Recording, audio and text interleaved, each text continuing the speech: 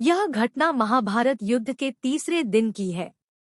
जब रात बीती और सबेरा हुआ तो भीष्म ने अपनी सेना को रणभूमि में चलने की आज्ञा दी। वहां जाकर उन्होंने सेना का गरुड़ व्यूह रचा और उस व्यूह के अग्रभाग में चोंच के स्थान पर वे खुद ही खड़े हुए। दोनों नेत्रों की जगह द्रोणाचार्य और कृतवर्मा थे। शिरोभाग में अश्वत्थामा और कृपाचार्य खड़े हुए। इनके साथ त्रैगर्त, कैकय और वाटधान भी थे। मद्रक, सिंधुवीर और पंचनद देशीय वीरों के साथ भूरिश्रवा, शल, शल्य, भगदत्त व जयद्रथ ये कंठ की जगह खड़े किए गए थे। दुर्योधन पृष्ठभाग पर खड़ा हुआ। कंबोज, शक और शूरसेन देशीय योद्धाओं को साथ लेकर विंद तथा अनुविंद उस व्यूह के पुच्छभाग में स्थित हुए।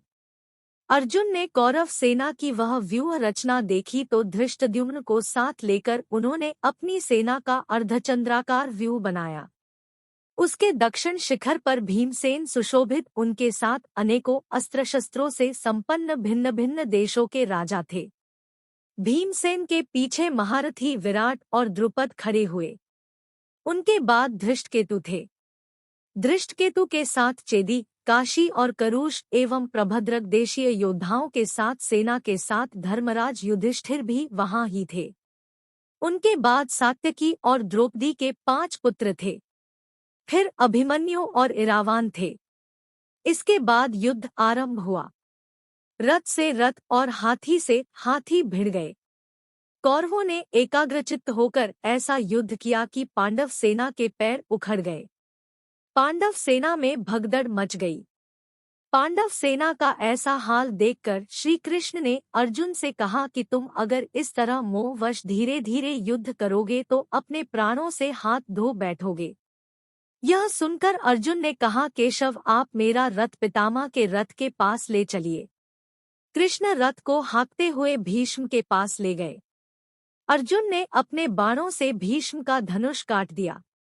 भीष्मजी फिर नया धनुष लेकर युद्ध करने लगे। भीष्म ने अर्जुन और श्री कृष्ण को बाणों की वर्षा करके खूब घायल किया।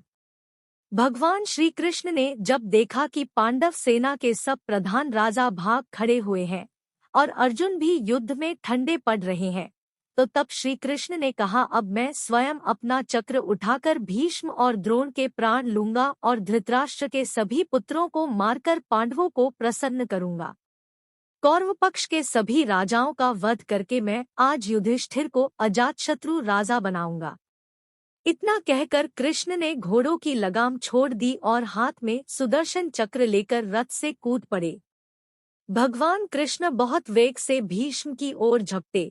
उनके पैरों की धमक से पृथ्वी कांपने लगी। वे भीष्म की ओर बढ़े। वे हाथ में चक्र उठाए बहुत जोर से गरजे।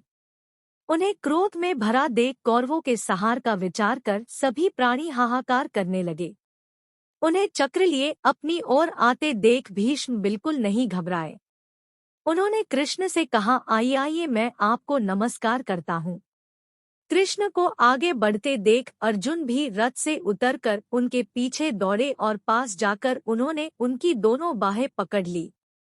भगवान रोष में भरे हुए थे। अर्जुन के पकड़े पर भी वे रुक न सके। अर्जुन ने जैसे तैसे उन्हें रोका और कहा, केशव, आप अपना क्रोध शांत कीजिए, आप ही पांडवों के सहारे हैं। अब मैं भाइयों और पुत्रों की शपथ लेकर कहता हूँ कि मैं अपने काम में ढिलाई नहीं करूँगा, प्रतिज्ञा के अनुसार ही युद्ध करूँगा। तब अर्जुन की यह प्रतिज्ञा सुनकर श्री कृष्ण प्रसन्न हो गए और वापस रथ पर लौट गए।